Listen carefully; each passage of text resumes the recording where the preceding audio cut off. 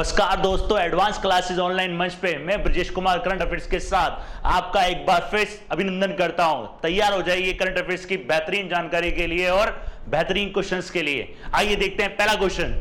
अनिया मिथुन का संबंध किस खेल से है?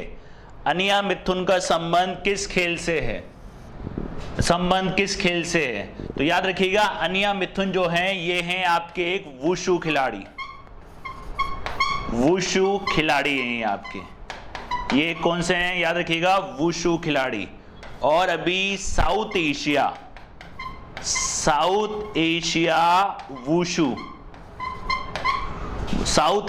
वुशु अभी ध्यान रखना, अभी साउथ एशिया वुशु चैंपियनशिप हुई थी। साउथ एशिया वुशु चैंपियनशिप,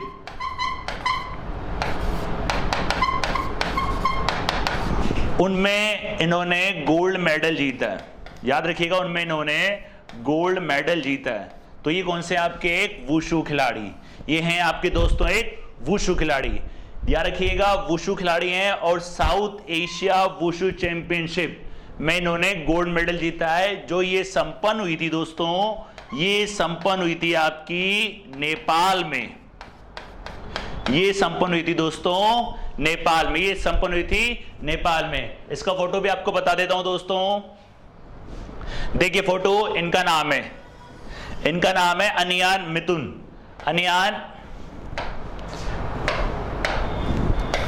अनियान मिथुन, याद रखिएगा, ये वुशु चैंपियनशिप। वुशु को याद रखिएगा दोस्तों, इसको कहा जाता है चीन का मार्शल आर्ट। चीन का मार्शल आर्ट इसको कहा जाता है दोस्तों, चीन का मार्शल आर्ट। याद रखिएगा, इसको कहा जाता है चीन का मार्शल आर्ट। और ये भारतीय टीम में दक्षिण भारत के पहले खिलाड़ी हैं। याद रखिएगा, दक्षिण भारत के पहले खिलाड़ी। याद रखिएगा, वुशु को कहा जाता है चीन का मार्शल आर्ट। तो क्या नाम है इनका? इनका नाम रखिएगा अनियन मिथुन। इनका नाम है अनियन मिथुन। और ये कहां संपन्न हुई थी? Wushu championship, south Asia wushu championship ये हुई थी नेपाल में संपन्न। ठीक है दोस्तों, अगला क्वेश्चन देखते हैं। देखिए दोस्तों, अगला क्वेश्चन, हाल ही में शिक्षा दोस्तों देखिए, शिक्षा मंत्री वापस आ चुका है। हाल ही में शिक्षा मंत्री कौन है? पोखरियाल निशंक। याद रखिएगा, रमेश पोखरियाल निशंक ये हैं आपके शिक्षा मंत्री। याद रखिएगा, ये हैं आपके शिक्षा मंत्री पोखरियाल निशंक। हाल ही में शिक्षा मंत्री ने राष्ट्रीय शिक्षा परिषद के लिए कौन सा पोर्टल लॉन्च किया है? ये पोर्टल है दोस्तों MyNEP 2000। इसको बोलते हैं नेशनल एजुकेशन पॉलिसी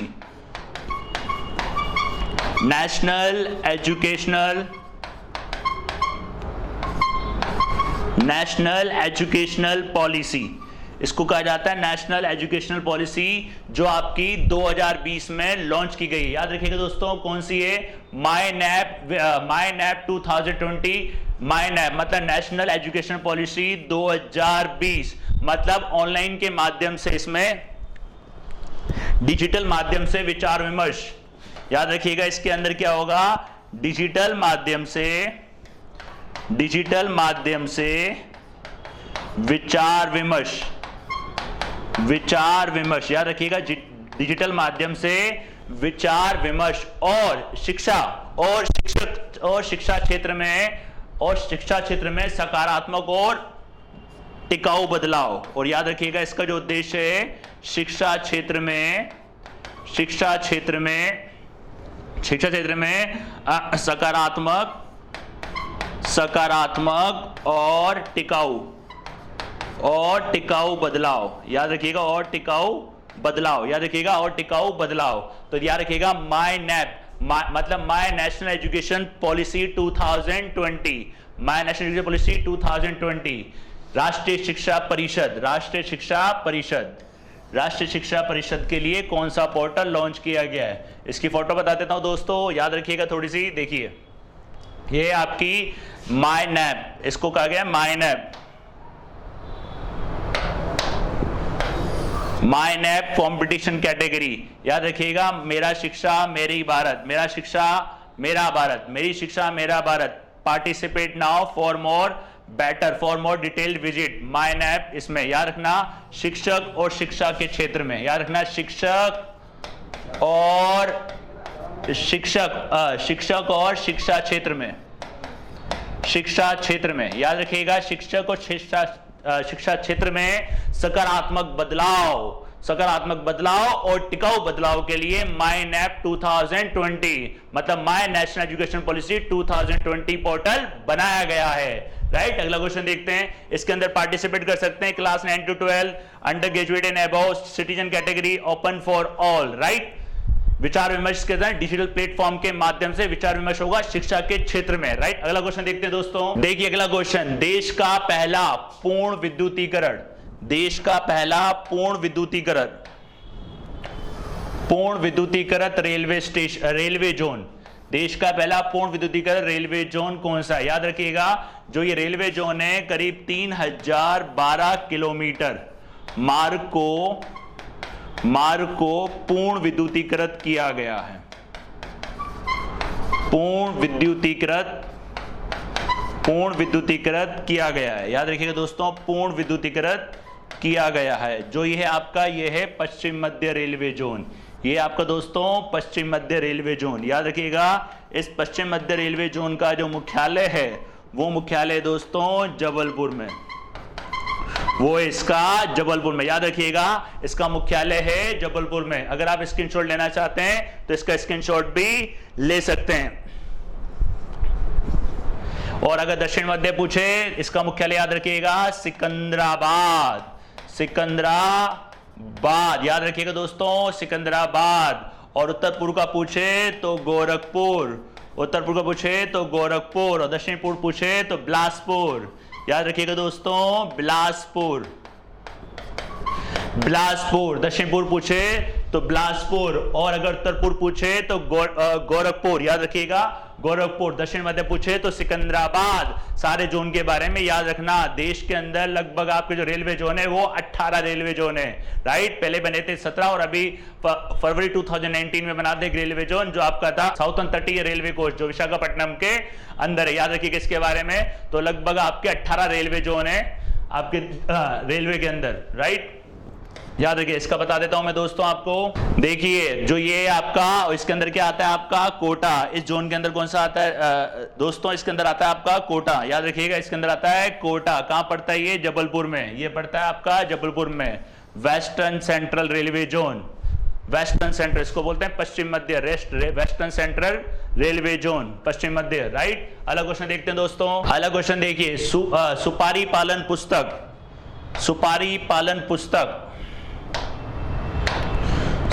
पालन पुस्तक किसके द्वारा लिखी गई है? सुपारी पालन पुस्तक किसके द्वारा लिखी गई है? सुपारी पालन याद रखिएगा ये लिखी गई है डॉक्टर शैलेंद्र जोशी के द्वारा। और इसका जो विमोचन किया था, इसका विमोचन करा था वेंकैया नायडू जी ने। वेंकैया नायडू जी ने इसका विमोचन करा था। याद रखिएगा ये हैं अपने देश के उपराष्ट्रपति वेंकैया नायडू जी, उपराष्ट्रपति। और ये जो बुक है ये आपकी सुशासन के आधार पर ये बुक लिखी गई है। सुशासन के आधार पर यह बुक लिखी गई है।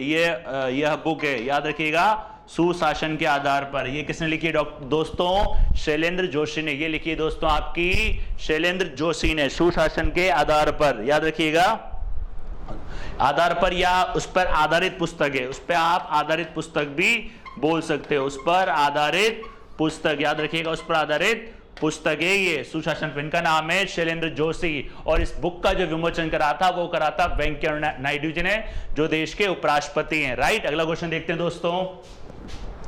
देखिए इस बुक की पिक्चर भी एक बार देख लीजिए आप। ये देख लीजिए आप, ये वेंकैया नायडू जी इसको कर रहे हैं, इसका कर रहे हैं सुपारी पालन। इसका है दोस्तों याद रखिएगा सुपारी पालन। बुक का नाम है सुपारी पालन बाय शैलेंद्र जोशी। और ये वेंकैया नायडू जी ने इसका विमोचन करा था। जो क्या है अपने वाइस प्रेसिडेंट, उपराष्ट्रपति हैं, देश के उपराष्ट्रपति, उन्होंने इसका विमोचन किया था। राइट, अगला क्वेश्चन देखते हैं दोस्तों। अगला क्वेश्चन देखिए, किसे PESB का नया अध्यक्ष बनाया गया है? किसे पीईएसबी का नया अध्यक्ष बनाया गया है? पीईएसबी याद रखिएगा दोस्तों, पीईएसबी,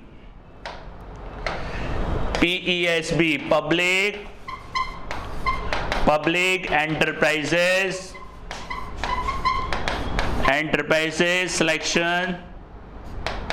सिलेक्शन बोर्ड, याद रखिएगा पीईएसबी याद रखिएगा, पीईएसबी स्थापना इसकी दोस्तों 1987 में, 1987 में। इसका मुख्यालय याद रखिएगा दोस्तों नई दिल्ली में, इसका मुख्यालय याद रखिएगा नई दिल्ली में। पीईएसबी का नया अध्यक्ष बनाया गया है, इनका नाम है मल्लिका श्रीनिवासन, इनका नाम है मल्लिका श्रीनिवासन, इनको इसका अध्यक्ष बनाया गया है मल्लिका श्रीनिवासन। और मंत्रालय ध्यान रखिएगा दोस्तों, जो ये मंत्रालय है कौन सा मंत्रालय के अंदर आता है? ये कार्मिक मंत्रालय है,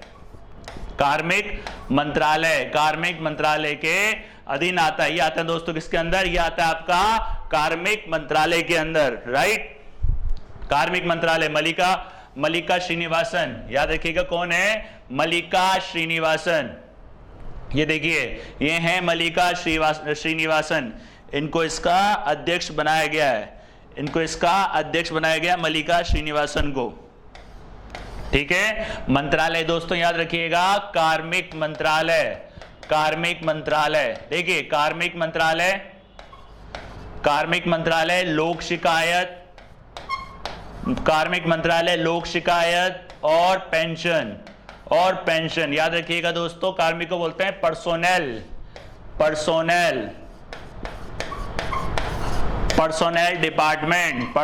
डिपार्टमेंट, याद रखिएगा दोस्तों पर्सनल डिपार्टमेंट। ये जो मंत्रालय हैं ये आते हैं प्रधानमंत्री जी के पास, ये तीनों किसके पास है दोस्तों? प्रधानमंत्री जी के पास, नरेंद्र मोदी जी के पास ये तीनों डिपार्टमेंट हैं, नरेंद्र मोदी जी के पास, याद रखिएगा दोस्तों नरेंद्र मोदी जी के पास ये तीनों डिपार्टमेंट हैं।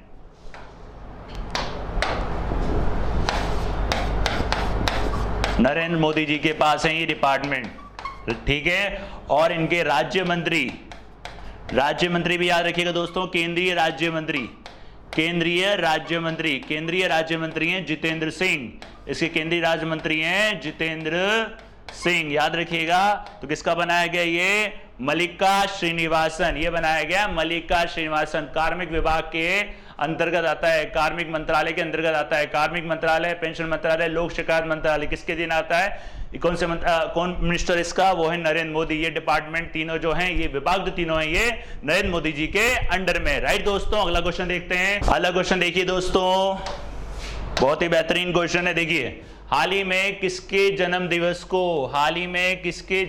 दिवस को सरकार द्वारा सार्वजनिक अवकाश घोषित किया गया है? इनका नाम है डॉक्टर बी आर अम्बेडकर, याद रखिएगा इनका नाम है भीमराव अम्बेडकर दोस्तों, भीमराव अम्बेडकर। कब मनाया जाता है इनका दिवस? ये मनाया जाता है दोस्तों 14 अप्रैल को, ये मनाया जाता है दोस्तों 14 अप्रैल को, याद रखिएगा। कब आता है दोस्तों? ये आता है आपका 14 अप्रैल को। और इस साल जो मनाया जाएगा 2021 में 130वां दिवस होगा, 130वां ये दिवस होगा, याद रखिएगा। भीमराव अम्बेडकर, बी आर अम्बेडकर, याद रखना भारतीय संविधान के पिता भी इनको कहा जाता है, याद रखिएगा भारतीय संविधान के पिता, father of Indian constitution, B R Ambedkar, right. उसके अलावा देख लीजिए इनकी फोटो भी देख लीजिए दोस्तों, देखिए भीमराव अम्बेडकर हॉलीडे 14 अप्रैल, याद रखिएगा दोस्तों कौन सा है? 14 अप्रैल। 14 अप्रैल को doctor B R Ambedkar, birthday of doctor B R Ambedkar, कौन सा बनेगा? 113। कब बनेगा ये आपका? 2021 में। इसके अलावा ऑप्शन में आपको याद हो 2 और थे, ऑप्शन में एक और थे सुभाष चंद्र बोस भी थे दोस्तों, याद हो। इस साल 23 जनवरी से बनाया जाएगा सुभाष चंद्र बोस जी की जयंती पे पराक्रम दिवस, याद रखिएगा दोस्तों पराक्रम दिवस। और एक और था दोस्तों दीनदयाल उपाध्याय, दीनदयाल उपाध्याय दिवस ये दोस्तों मनाया जाएगा आपका 11 फरवरी को, और ये दोनों शुरू हुए दोस्तों 2021 से।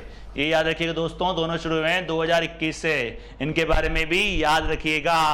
पराक्रम दिवस सुभाष चंद्र बोस जी की जयंती कब 23 जनवरी को, और दीनदयाल उपाध्याय जी की पुण्यतिथि ये याद रखिएगा 11 फरवरी को।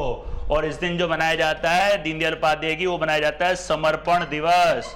वो मनाया जाता है दोस्तों समर्पण दिवस, याद रखिएगा। कौन सा होता है दोस्तों? समर्पण दिवस। अगला क्वेश्चन देखते हैं। अगला क्वेश्चन देखिए दोस्तों, किस संगठन द्वारा light weight blood proof jacket जारी की गई है? मतलब जारी क्या, बनाई गई है। याद रखिएगा बनाई गई है, यहाँ पे आएगा बनाई गई है।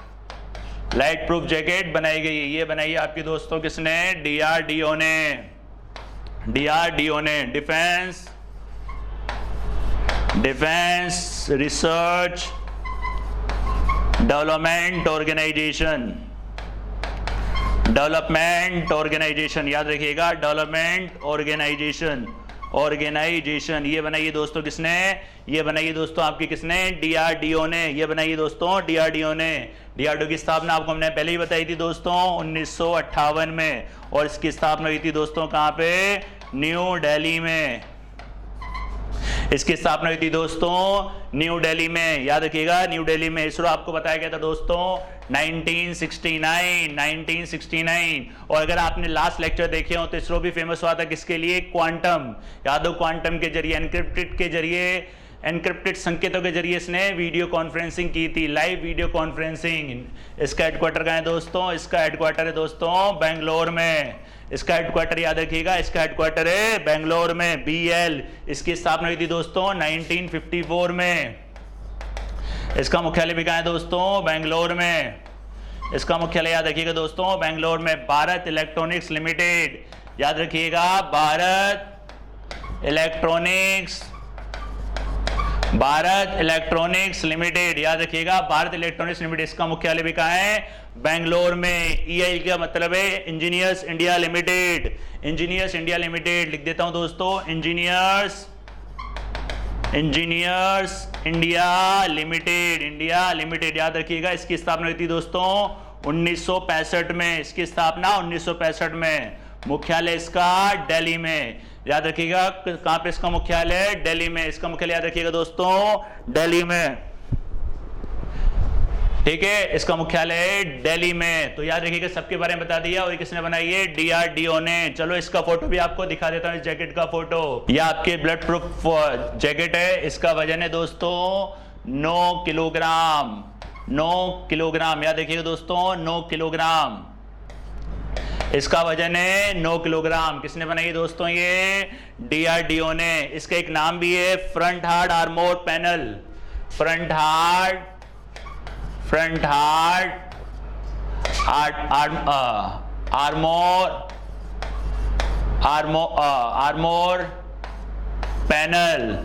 आर्मोर पैनल बुलेट जैकेट, याद रखिएगा bullet jacket. Front hard armour panel blood jacket, याद रखिएगा blood proof jacket. Blood proof भी बोल सकते हो, blood proof jacket, bullet proof jacket, याद रखिएगा। इसकी फुल एक नाम जाने, इसका एक नाम भी है front hard armour panel blood proof jacket. Front hard armour panel blood proof jacket. और इसका जो परीक्षण हुआ था दोस्तों, ये हुआ था चंडीगढ़ में। ये हुआ था दोस्तों कहां पे? चंडीगढ़ में। ये हुआ था दोस्तों आपका चंडीगढ़ में, याद रखिएगा ये हुआ था चंडीगढ़ के अंदर, राइट। और ध्यान रखना ये आत्मनिर्भर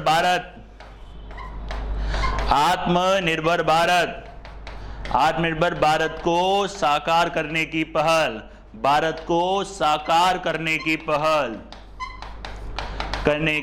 पहल, ठीक है दोस्तों, याद रखिएगा। इसका स्क्रीनशॉट लेना चाहते हैं तो आप इसका स्क्रीनशॉट ले सकते हैं लाइट वेट, याद रखिएगा light weight blood proof jacket, light weight blood proof jacket. देखिए दोस्तों, करंट अफेयर से जुड़ने का फायदा ये भी होता है जो आपके पुराने क्वेश्चन है उसका भी आपका रिवीजन हो जाता है। इसलिए कहा जाता है कि कंटिन्यू करंट अफेयर्स के साथ बने रहें और इस करंट अफेयर्स के साथ आपके जो बाकी सब्जेक्ट हैं वो भी थोड़े थोड़े अच्छे होते जाते हैं, और अगर कंटिन्यू जुड़े रहते हैं तो बाकी सब्जेक्ट के आपके बेहतरीन होते हैं। करंट अफेयर्स का रोल काफी सारे एग्जाम के अंदर अति महत्वपूर्ण है। जीके के अंदर करंट अफेयर्स बहुत ही महत्वपूर्ण भूमिका निभाता है। इसलिए हमारे चैनल के साथ ज्यादा से ज्यादा बनी रहिए और इसको ज्यादा से ज्यादा शेयर करिए और कंटिन्यू लेक्चर को देखते रहिए और क्वेश्चन को नोट करते रहिए। राइट, अगला क्वेश्चन देखते हैं दोस्तों। अगला क्वेश्चन देखिए, अम्बोली जैव विविधता कहां पर है? अम्बोली जैव विविधता कहां पर है? याद रखिएगा ये कहां है आपका? महाराष्ट्र में। इसको अभी विरासत में शामिल किया है, महाराष्ट्र विरासत सूची में शामिल किया गया है,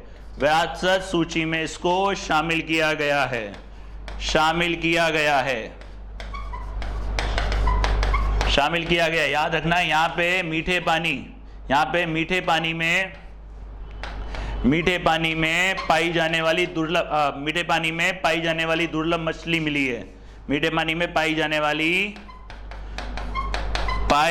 वाली दुर्लभ मछली याद रखिएगा। उसके लिए इसको विरासत सूची में डाला गया है, इसके लिए इसको विरासत सूची में डाला गया है। उस मछली का नाम है दोस्तों शिष्टूरा हिरण्यकेशी। इस मछली का नाम ध्यान रखना दोस्तों, शिष्टूरा हिरण्यकेशी, शिष्टूरा हिरण्यकेशी। याद रखिएगा शिष्टूरा हिरण्यकेशी ये दुर्लभ मछली है, एक मतलब मल्टीपल कलर की एक मछली है शिष्टूरा हिरण्यकेशी, इसलिए इसको विरासत सूची में डाला गया है। याद रखिएगा मीठे पानी की मछली है ये छोटी और रंगीन मछली होती है। याद रखिएगा ये छोटी और रंगीन मछली है। इसका स्क्रीनशॉट लेना चाहते हैं तो आप ले लीजिएगा, छोटी और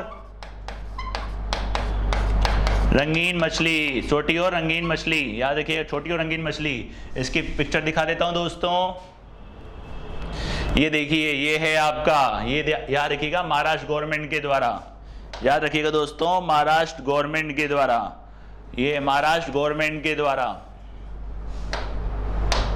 राइट, अमोली याद रखिएगा, अमोली, ये अमोली वेस्टर्न घाट सुंदरबन, इस डिस्ट्रिक्ट याद रखिएगा दोस्तों सिंधुदुर्ग डिस्ट्रिक्ट। मछली का नाम ध्यान रखिएगा शिष्टूरा हिरण्यकेशी। मछली का नाम बता देता हूं, दुर्लभ मछली का नाम एक बार फिर बता देता हूं, शिष्टूरा हिरण्यकेशी। इस मछली का नाम है दोस्तों शिष्टूरा हिरण्यकेशी, जो यहाँ पे पाई गई है। तो इसलिए ये फेमस हुआ है, अभी इसको विरासत में सूची में डाला गया है महाराष्ट्र के अंदर। और ये कहां पे महाराष्ट्र के अंदर पश्चिमी घाट सिंधुदुर्ग डिस्ट्रिक्ट के अंदर। कौन सा? अम्बोली जैव विविधता। राइट दोस्तों, अगला क्वेश्चन देखते हैं। अगला क्वेश्चन देखिए, किसे ब्रिटानिया का नया अतिरिक्त निदेशक बनाया गया है? ब्रिटानिया याद रखना, इसकी स्थापना हुई थी दोस्तों 1892। इसका मुख्यालय दोस्तों बेंगलोर में, इसका मुख्यालय दोस्तों कहां पे? बेंगलोर में। और ये किसको बनाया गया है? उर्जित पटेल को। उर्जित पटेल याद रखना दोस्तों आरबीआई के पूर्व गवर्नर हैं ये, आरबीआई के पूर्व गवर्नर। और आरबीआई की स्थापना के बारे में दोस्तों पहले भी आपको बताया गया है, याद रखना। इसकी स्थापना कब हुई थी दोस्तों? 1935 में। और इसका राष्ट्रीयकरण जो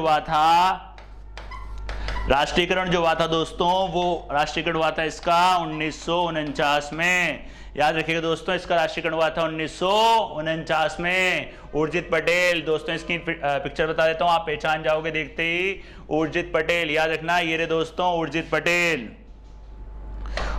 पटेल याद रखना। उर्जित पटेल ये आपके पहले डिप्टी गवर्नर भी थे, यह डिप्टी गवर्नर भी थे। याद रखना डिप्टी गवर्नर भी थे, जो गवर्नर बने। याद रखना, और ये जो गवर्नर थे ये आपके थे 24 नंबर के गवर्नर। ये ध्यान रखना दोस्तों 24 नंबर के गवर्नर। और अभी वर्तमान में जो गवर्नर है वो है 25 नंबर के, उनका नाम है शक्तिकांत दास। उनका नाम है दोस्तों शक्तिकांत दास, याद रखिएगा उनका नाम है शक्तिकांत दास। राइट दोस्तों, तो ध्यान रखना किसे बनाया गया है? उर्जित पटेल को। अगला क्वेश्चन देखते हैं। अगला क्वेश्चन देखिए, किसे क्षमता निर्माण आयोग किसे क्षमता निर्माण आयोग, इसको बोलते हैं capacity building commission, capacity building commission, याद रखिएगा कैपेसिटी बिल्डिंग कमीशन, इसको बोलते हैं क्षमता निर्माण आयोग, कैपेसिटी बिल्डिंग कमीशन, याद रखिएगा। किसे बनाया गया है? इनका नाम है आदिल जैनुल भाई, इनका नाम है आदिल जैनुल भाई, इनका नाम याद रखिएगा दोस्तों, आदिल जैनुल भाई। और ये जो काम करेगा ये काम करेगा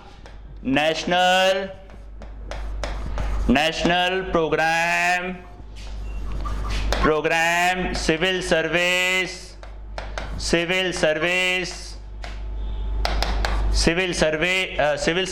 कैपेसिटी बिल्डिंग, याद रखिएगा। ये काम करेगा NPCSCB के तहत, ये इसके तहत काम करेगा। इसका मकसद है सभी प्रकार के सिविल सर्विसेज को ट्रेनिंग देना, उनको प्रशिक्षण देना, याद रखिएगा, उनको प्रशिक्षित करने के लिए, याद रखिएगा, उनको प्रशिक्षित करने के लिए। और ये इसके अंदर काम करेगा। इसका एक मिशन भी चलाया था गवर्नमेंट में, जिसका नाम है मिशन कर्मयोगी, याद रखना, मिशन कर्मयोगी। और ये बनाया गया किसको? आदिल जैनुल भाई को। ये बनाया गया दोस्तों आदिल जैनुल भाई को, राइट, याद रखिएगा, आदिल जैनुल भाई। कैपेसिटी बिल्डिंग कमीशन कौन है? याद रखिएगा, कैपेसिटी बिल्डिंग कमीशन। और ये इसको मिशन कर्मयोगी भी कहा जाता है, मिशन कर्मयोगी। और ये किसके तहत काम करेगा? याद रखिएगा, national programme civil service capacity building, NPCSCB के तहत ये काम करेगा, याद रखिएगा। और ये मिशन कर्मयोगी सभी प्रकार के सिविल सर्वेंट को प्रशिक्षण देने का काम ये करता है मिशन कर्मयोगी के तहत, याद रखिएगा, मिशन कर्मयोगी के तहत ये आदिल जैनुल भाई को बनाया गया है, राइट। तो याद रखिएगा दोस्तों, ये थे अब तक के करंट अफेयर्स के बेहतर क्वेश्चन और बेहतरीन 3 की डिटेल, राइट। और आने वाले मजेदार और करंट अफेयर्स के क्वेश्चंस के लिए हमारे चैनल के साथ बने रहिए। धन्यवाद।